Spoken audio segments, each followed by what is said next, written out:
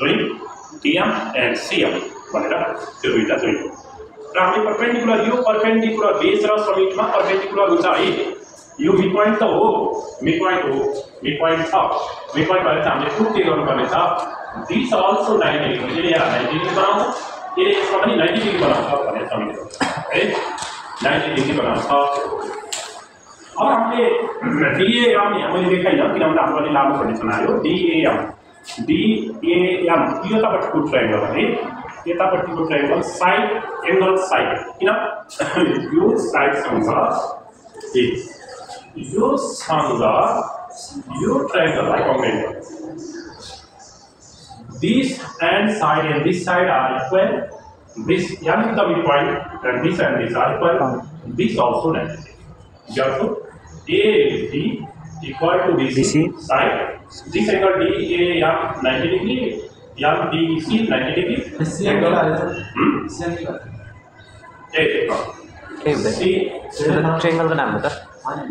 DAM कॉम्बिनेट CBM triangle में के फरक पर्दैन त्यो के फरक पर्छ त याम BC गरेर चाहिँ तपाईहरुले पनि त्यो एंगलमा बचाउ एंगल ल्याउँदाखेरि मात्रै छ ल बाइ साइड एंगल साइडबाट कॉम्बिनेट भयो एक्ज्युम भयो हैन अब के हुन्छ त भन्दा मैले हिजो भनेको थिएँ तपाईहरुलाई के हुन्छ भन्दा कुनै पनि ट्रायंगलहरु कम्बिनेट भयो भने तीनवटा चीज बराबर त्यो बाकी साइड इक्वल हुन्छ बाकी एंगल इक्वल हुन्छ त्यसको एरिया इक्वल हैन हामी के देखाउनु खोजेको भन्दा since the corresponding parts of congruent triangle are also congruent corresponding भनेको बाकी भागहरु पनि के हुन्छ भन्दा त्यसका बाकी भागहरु पनि बराबर कम्बिनेट हुन्छ हो त्यसो भए हामीले DAM कम्बिनेट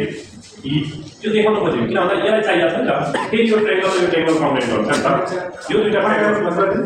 गर्छ यो ट्रायंगल कम्बिनेट गर्छ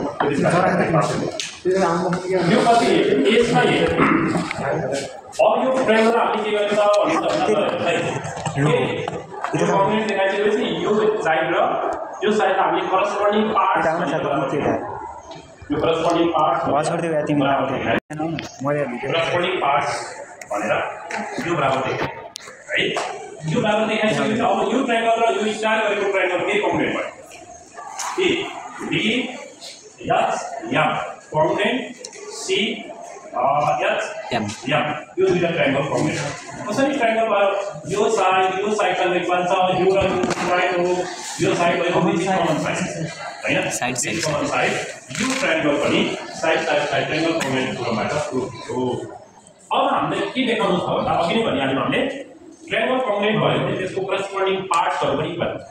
कम्बिनेट हुन्छ त्यो थाहा DAM बराबर CM अब अहिले हामीसँग 90 डिग्री थियो नि त यो दुईटा ट्रायंगल यो दुईटा हामीले के गरि बराबर छ भनेर भन्यौ हेर्नु त बराबर छ भनेर भन्यौ यो दुईटा एंगल बराबर छ भनेपछि यहाँ हाम्रो करस्पोन्डिङ पार्टबाट बराबर हो त्यसो भए दुईटालाई जोड्यो भने के हुन्छ 180 हुन्छ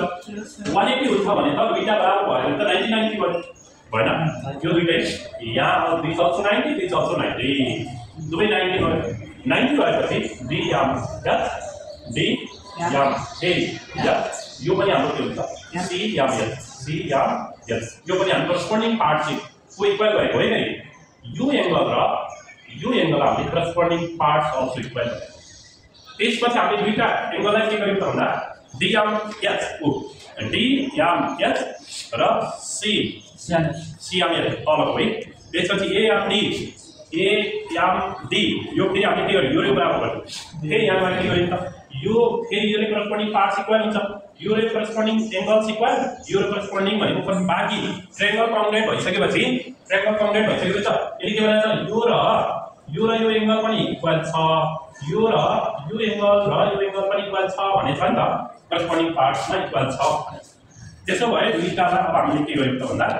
यो पार्टलाई DAM त्यसपछि AMD लेफ्ट साइडमा DAM को रूपमा दुईटालाई जोड्दियौं दुईटालाई जोडिसकेपछि AMH माथि पुरै एंगल दुईटालाई जोड्यो भने त यो एंगल भनेको दुईटा यो र यो भनेको यो एंगल र सिमिलर हुने हेर्नु त माथि दुईटा भाग DAM plus A M D भनेको त ए एम एच हो नि त ए एम एच हो त्यसपछि यता दिएको बी एम एच इक्वल भयो त्यसो भए त यो दुईटा जोडेर 180 हुन्छ 180 भनेपछि यो दुईटा एंगल के छ त इक्वल छ भने दिस इज अल्सो 90 डिग्री माथि नि 90 90 भयो तल आएर के भयो त 90 90 अब क्वेशनले के भनेको joining the mid point of base and summit बेसमा पनि यो बेसमा पनि समिटमा पनि के हुन्छ 90 डिग्री समिटमा पनि 90 डिग्री हुन्छ परपेंडिकुलर हुन्छ भन्ने प्रुफ गर्छ एन्ड दिस हो